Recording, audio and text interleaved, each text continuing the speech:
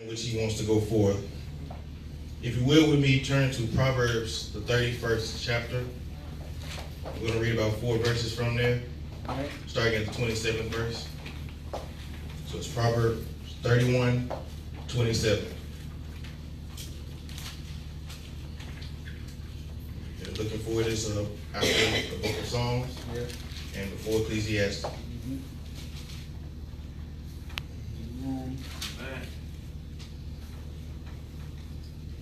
And if you would you please stand in honor of the word?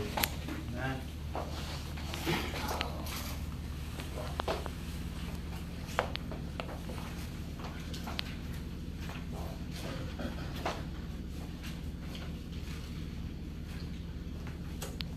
She looketh well to the ways of her household, and eateth not the bread of idleness. Her children rise up and call her blessed, her husband also, and he praiseth her. Many daughters have done virtuously, but thou excellest them all. Favor is deceitful, and beauty is vain, but a woman that feareth the Lord shall be praised. All I want to talk to you about today, as we look at the theme for Women's Month being, you don't know the cost, is the value of a godly mother. Amen. The value of a godly mother. Amen. You may be seated. Before we begin, most gracious and eternal Father, we come to you once more again. Thank you for another day. Thank you for these, your servants, they gather together one more time in your name. Father, we ask that you bless this message as it go forth. Remove Kevin out of the way and put yourself forward. Let this message go to the heart of whoever it may need to reach, but bless those that just hear it, just that we can get a blessing out of it for one more week, Father. We know that everything that you do is a blessing of benefit to us. We just have to be willing to accept it and go forward. We just thank you so much for everything. Bless this coming and as it's going, Father. All these things we ask for God, Son, Jesus' name, and we do pray. Amen. Amen. Many times, the qualities of a mother are seen in the virtuous woman that is described in Proverbs 31. Mothers have played a very important role in our society. No one in the world thinks that a mother-child relationship ends after they are born. Mm-hmm. The value of a mother never fades in one's lifetime. Amen. You can be in the world without your mother, but not without her thoughts and memories. Today, we will look at a few of the traits or qualities that make up a godly woman or godly mother. Let's look at a godly mother. But we're going to look at the mother letter by letter. So first we have the M. The M is a motivator and a miracle worker. All right. A godly mother motivates her children to be the best version of themselves and to be whatever the child wants to be. A godly mother possesses many different traits, but motivation is usually the inherently shown one. Paul speaks of the gifts of these, that they are passed down through mothers to a child in his text in 2 Timothy chapter 12, where he says, verse 5, even Ezekiel refers to this in Ezekiel 16:44. As the mother, so is the daughter, meaning that the traits go straight down from the mother to the daughter. A godly mother is a miracle worker because many times she finds a way to handle a situation for her child when it seems like there is no solution. Mothers always deal with seemingly impossible situations in a child's eyes, but they rarely show any sign of doubt that the situation will be handled. I can speak from personal experience watching Sister Terrell do different things that as a child I didn't understand the brevity or the impact that was going on and what she was having to be done to have this situation handled. In my mind, I asked Mom to do something and it was taken care of. Didn't realize how much it took of her to get it done.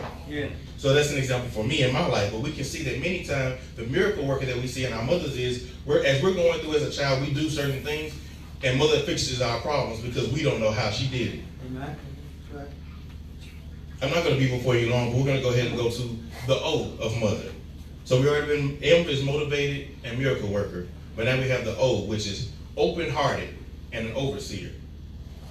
Godly mothers show their feelings for their children no matter who is around. They exemplify the open-hearted love for their child always. A godly mother wants her child to know that they are loved and cared for in this world no matter what. A godly mother shows this love because she knows the harshness or the harsh realities that happen in the world. The world doesn't show you it loves you, it shows you it doesn't care about you. So she wants to implant that earlier on, that you have a love no matter what situation you find yourself in. You have someone here that is in your corner and loves you at all times. Amen.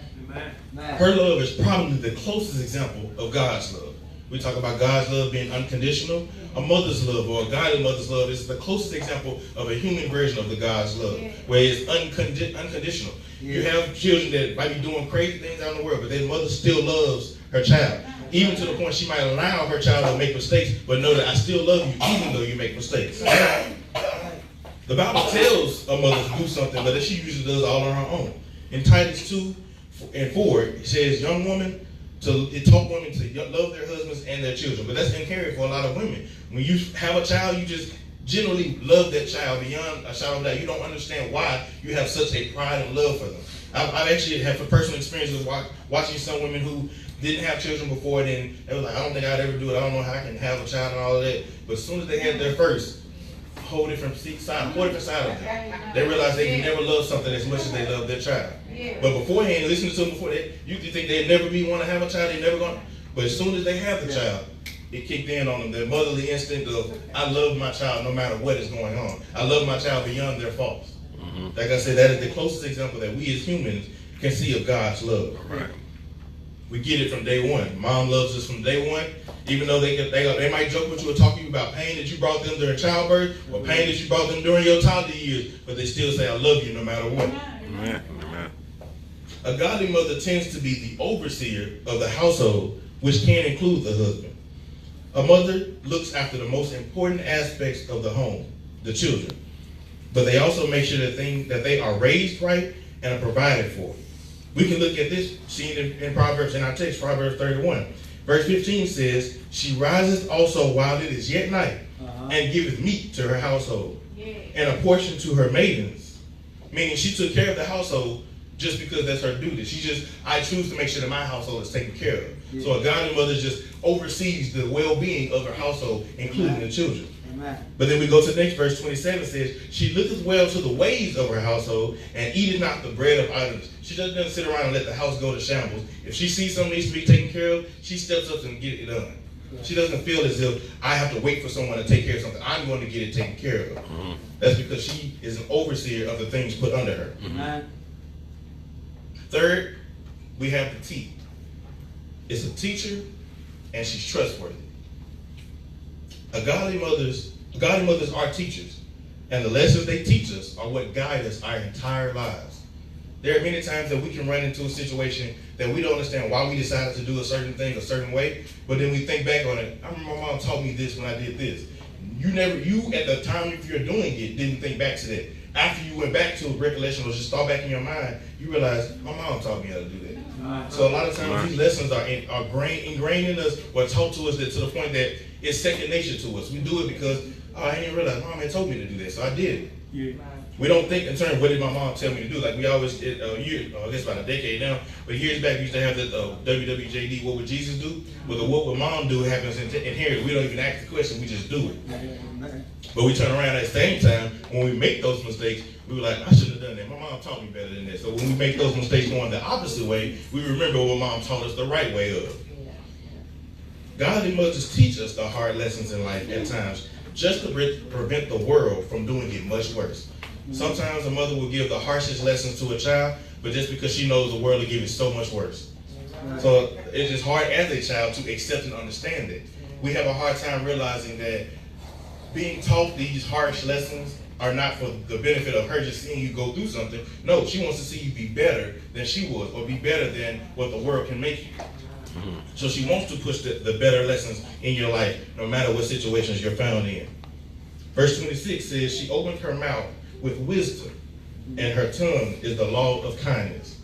So she's teaching you the wisdom that she has. Whatever she may have learned through her own personal experiences, from watching others, or even watching yourself and know what you might do from knowing your personality. She tries to teach you so that you don't have these mistakes happen over and over again. But of course, us being us, we tend to do our own thing, thinking she can't tell me nothing, till we come back around it. Mama, I don't know what's going on. And all she can say is, I know, baby, but I still love you. We learn at an early age that we can trust our mother, because she has our best interest at heart. Mom speaks from love and wants us to trust that she is leading us in the right direction. Now, mothers aren't perfect, but when it comes to their child, they would strive for perfection. to raise that child the best way that they know how. He brought that to my mind because I noticed they have sometimes people who feel like, well, my mom wasn't the best mom, she didn't do this, but then if they ever just sat down and really looked at it at a unbiased perspective, she did the best that she could do, but she still was trying to make sure you were doing your best.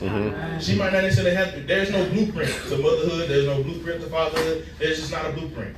But the way to handle it is by going forth and doing the best that you have, and teaching the lessons that you've learned. Also, teaching lessons from the mistakes that you've had. That's the thing that mothers do when it goes for teaching. They teach from the mistakes that they've made so that you don't follow those footsteps. But we as children have a hard time understanding that. But what I want to also point out is we're describing the qualities of a godly mother, but these qualities can be brought into us. We just have to be willing to accept them into our lives. God equips the godly mother with these qualities, but he allows us to learn them if we allow ourselves to open up and learn them. The next one is H. Hopeful, and she is humble. She's hopeful because godly mothers are hopeful of the success of their child. Godly mothers will pray and hope that their child has heeded their instruction and will abide by their teachings when they are away from them. She doesn't know what you're going to do when she lets you at the house. All she can do is, I gave him the blueprint on what not to do. I hope he doesn't do the wrong thing, or hope she doesn't do the wrong thing. So they are hopeful that you will present the best example of them.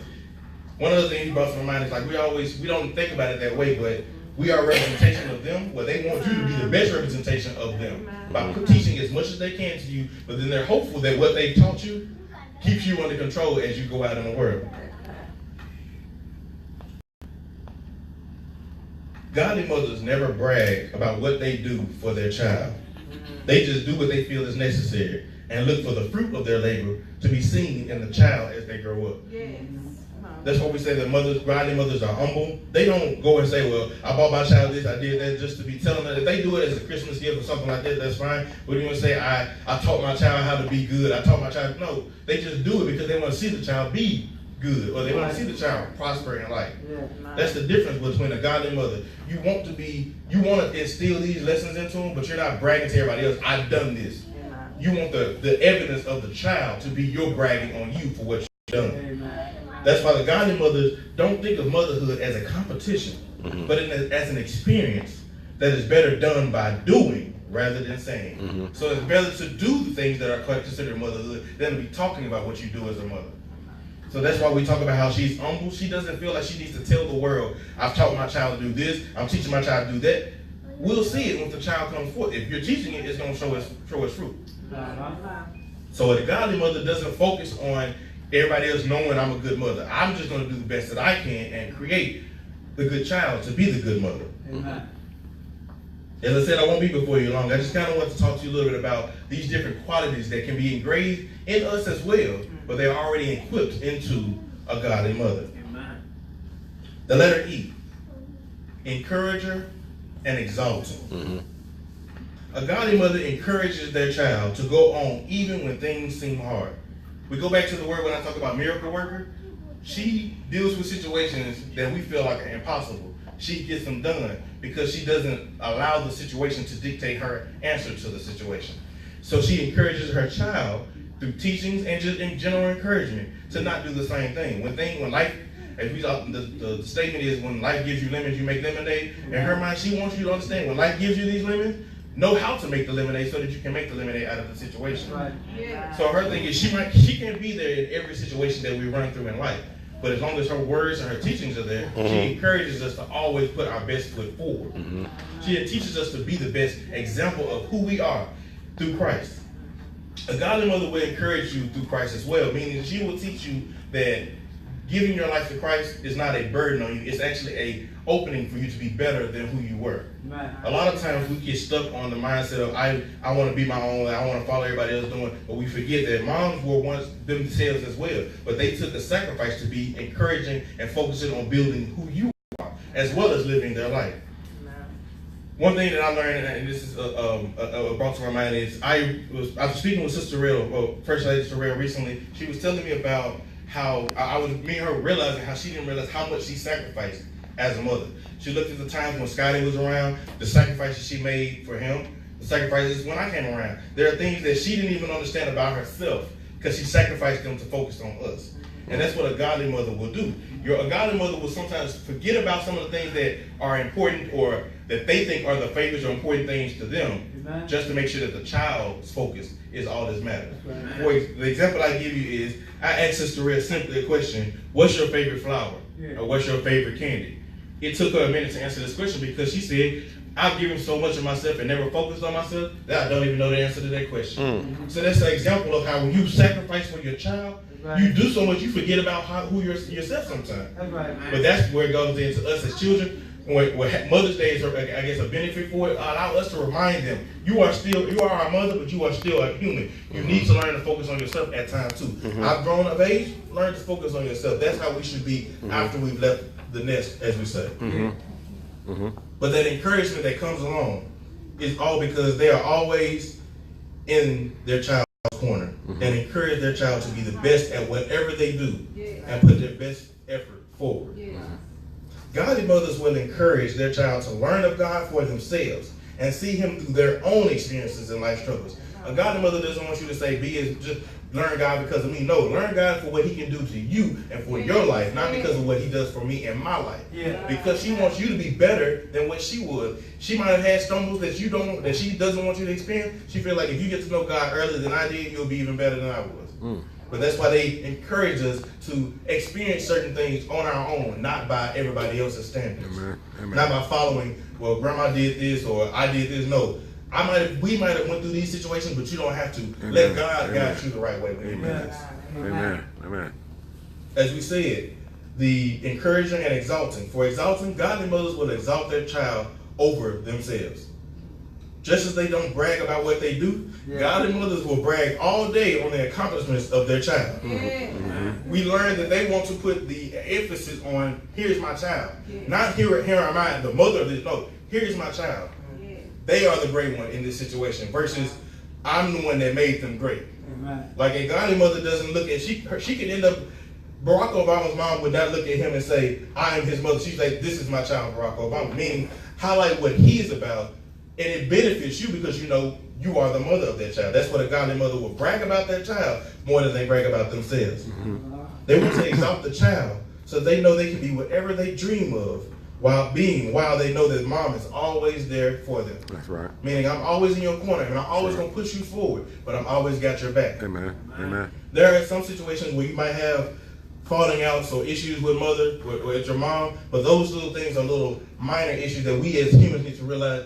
We can have disagreements sometimes, but realize the one that has our back, we can never let that person go. Yeah. So I don't understand how someone can ever say, me and my mom fell out many years ago. You might have a falling out for a minute, but there's no way I fall out from my mom for years. Amen. I can have a disagreement for a period of time, but that doesn't mean we're going to fall out. That's right. Because she has invested too much in my life for me to allow myself to step away from her for so long. That's why I understand that things happen in people's lives, but we also have to realize she has things happen in her life, but she doesn't take it out on you, so you don't take it out on her. If she's invested in you, invest your time to realize and appreciate what she has done for you. That's why I said that a lot of the qualities that are of a godly mother are exemplified in the woman, a virtuous woman of Proverbs 31. As I'm getting closer to the end, I wanted to go ahead and move to the R. Right. R is for she's reassuring and she's resourceful. Godly mothers are reassuring of their child so that when things fall apart in this thing we call life, they want to make sure that the child understands that you can do whatever you want to do. When things are bad, when things fall apart, don't give up. I'm behind. I have your back, but I'm reassuring you that you have the skills to do whatever is necessary. Mm-hmm. Mm-hmm. I know I was watching the message from last Sunday. Sister Terrell mentioned about the things that I went through in my pursuit of my PhD. Yeah. There are times that she reassured me it's going to work out. Amen. No matter what you feel at that moment. Mm-hmm. And there's just another example of she might even had doubts herself about where things are going to happen and how it's going, but she knew I'm going to reassure him. I'm not going to let him fall down for it, where I might have my lacking. That's what a godly mother would do. They might have their own issues and doubts about a situation. Yeah. They're going to reassure you that you will be able to handle it. They're going to make sure that you're not thinking doubt because they know it all starts with you. Yeah. You being that child, they want to see you constantly state of happiness and fulfillment in your life. Well, the only way to do this is to reassure you that life is not everything that it's cracked up to be, but you can make it the best for you. But don't give up. Don't get discouraged. Right. Sometimes I've learned that one of the biggest issues that has happened in today's society that isn't talked about, especially in the black community, is depression. We don't really talk about it in that way. People they go through different bouts of depression at times in their lives. But to have somebody who reassures you that you can get over it can be just as powerful as you going to talk to somebody and letting all the emotions out. So that's why when a godly mother is reassuring, we always talk about this one thing they say, motherly intuition. For example, I think it was a comedian, I can't remember his name now, but he made the joke that he could be anywhere in the world and mom would just call him like, babe, you need to talk? And he'd be like, how did you even know I'm going through? So the example is, she knows when her child is hurting, so she's there to reassure them, you got this, don't worry about it. Right. A godly mother wants to make sure and reassure that they are not failing at being who they are. Mm-hmm. Be who I taught you to be, but not allow the world to change who you are. All right. They keep the child, the godly mother will keep the child motivated and reassured that they can pick themselves up and still accomplish whatever it is they want. Mm-hmm. We're going to have failures in life. That is just a part of life. Yeah. But the thing is what you do when failures happen. I remember having a sermon about what do you do when that failure happens. Well, the issue is, do you give up, move on to the next day? Or a godly mother wouldn't let you. She's going to reassure you, no matter what you're dealing with, come on back, you can keep it going. Amen. Come on back, you can do what you got to do. Mm-hmm. Don't give up. It's in your nature to finish it. I didn't teach you to be this way. Like a lot of times, I not just from Sister Terrell, but just watching other mothers, when I see how they interact, they're quick to say, I didn't teach you to be that way. Amen. And it's because they know they didn't teach you to give up so quickly. They taught you to, you have an issue, keep going, keep fighting through it. You will get better. Just got to keep not give up and keep working on it. A godly mother will make sure that their child doesn't stay down on themselves too long, and that they pick back up right wherever they may have fallen. We can, like I said, we all going to have moments that we fall or falter in this life. But the thing is, how do you handle the response to it? It's okay as a human being to have a little doubt or feel a little down about something that happened. But how long do you hold on to it? A godly mother is going to reassure you that you don't need to stay on that, don't dwell on it too long, because the next positive is right around the corner. That's right. We always in church always say, joy comes in the morning. Well, the idea for godly mother, she wants you to know, I'm going to reassure you that good day or that joy is coming. Don't stay locked in on your sorrow. Don't stay locked in on your troubles. And that's the issue that we have when we don't look at what our godly mothers are being reassuring of. Mm-hmm. Even when facing harsh times in life, a mother will speak life and positivity to a situation for her child. We don't understand that as a child, that our moms can be going through something in herself that's really, really taxing on her life, but she's still going to be positive in your corner, trying to encourage you, trying to make sure that you feel much better in your life. And it's harder for us to accept. We're like, I don't understand how she was able to do that. When we go back and learn, like for me, there's things that I've learned with Sister Red that we've talked about since I've been older about things when I was younger. And I've learned the other side of it, things that she was going through when she was encouraging me through my situation. And it's amazing to me when I realize that we as children are so focused on ourselves that we don't understand the things that are going on around us like that. Mm-hmm. So that's why a godly mother, they don't focus on themselves that way, they focus on you so that you know you have someone that's going to try to have your best interest at heart. She speaks life and positivity because she knows it's easy to give up and quit anything that you'll be a part of in this world, because the world is going to always try to beat you down. Yeah. So she's like, no matter what I'm dealing with, I'm going to make sure my child stays positive, mm-hmm. stays happy, and encouraged no matter what situation they are in. Uh-huh. You can think about any time in your life when you in grade school, high school, anything, and a negative situation come up, you're going to finish that or you're going to get that taken care of. Like there are different ways that they reassure you, or there are different ways that they encourage you, but they make sure they encourage you and push you forward to keep going. Mm-hmm. Lastly, godly mothers can use anything around them to get whatever task they are facing accomplished. As I stated, I learned last week that Sister Red, she found, I think it might have been right before graduation, that she was telling about different situations that I had, where I had financial issues or issues during college. Yeah. And I had no idea how she was getting it done. I just knew she was helping me get through it. Mm-hmm. And then I come back and find out how she was getting it done. I'm like, that's resourceful. She got whatever needs to be done. I'm going to get it taken care of. You don't need to worry about it. Just make sure you know it will be taken care of. Right. A godly mother can use the clothes off their own back if their child needed something. Well, my child needs this, I don't really wear that shirt no more, so I'm going to go ahead and sell this and make this money to give them that. Or, well, they need this new thing, let me cut this old shirt up and build something. Like, they will make whatever needs to be done, it will be handled, no matter what situation they're in. Yes. Godly mothers don't allow the limitations of resources to hinder them from providing for their child or helping their child to succeed. Going back to our text, verse 21 says, she is not afraid of the snow, for all her household are clothed with scarlet. And verse 31 says, give her the fruit of her hands, and let her own work praise her in the gates. Amen. We can see from all the examples, we have all these qualities that are present in a godly mother. And I say, as a Christian, we should learn from these qualities. As I went through the different ones, you have an M as a motivator and a miracle worker. O, she's open-hearted and an overseer. Yeah. T, she's a teacher and trustworthy. E, she's an encourager and she's exalting.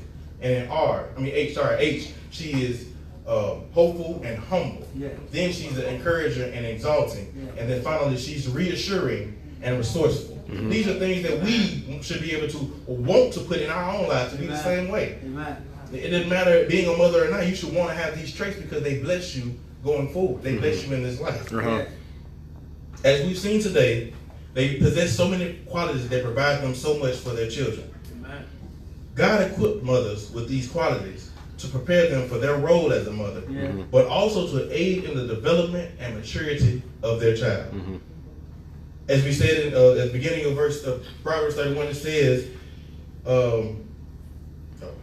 that who can find a virtuous woman, for her price is far above rubies. Mm-hmm. Well, I say the same thing. The value of a godly mother is beyond rubies or gold. Mm-hmm. A godly mother is a heaven sent for anyone who has one, because you always have somebody in your corner that will never let you down. That's right.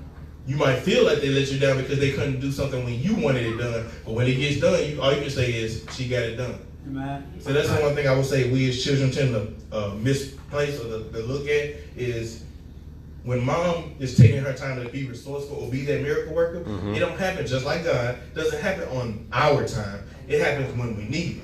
So when we ask mom for something, she can't do it right then, but by the time you really need it, it's in your hands at that point. Amen. If you're sitting in a situation where, mom, I don't know what to do with this situation, I'm just so lost. She might not have the words for you right away, but then one day you get a call and she's just talking to you about, well, you should do this, this, and this. And then light bulb in your head, I know how to handle my situation. Because mom gave you your answer at her time, the time that was best for you. God allowed her to give the answer to you when you needed it. When you needed it versus when you wanted it. Mm-hmm.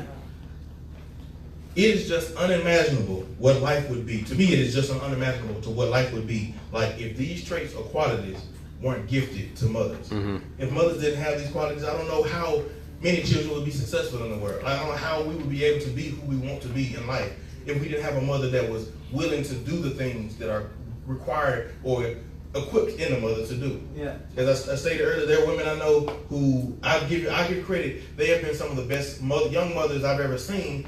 But when you listen to them before, you would have never thought so, because they just, I'm not going to do this, I can't do this. Or even seeing their personality, knowing they might have been extremely selfish watching them on their daily lives. As soon as they have a child, the selfishness was reduced to selflessness. Mm-hmm. Mm-hmm. So it's like it's just inherently changed to them and they don't understand it. They couldn't tell me when it happened other than when I had my child. Yeah. So that's why I say that these things are equipped in a godly mother. They don't understand the power of it. They just do it because it's equipped in them to do it. As I come to a close, I just want to say thank you to all the godly mothers out there on this Mother's Day. Mm-hmm. And I hope that all of you have a great and happy Mother's Day. Amen. Amen. Amen.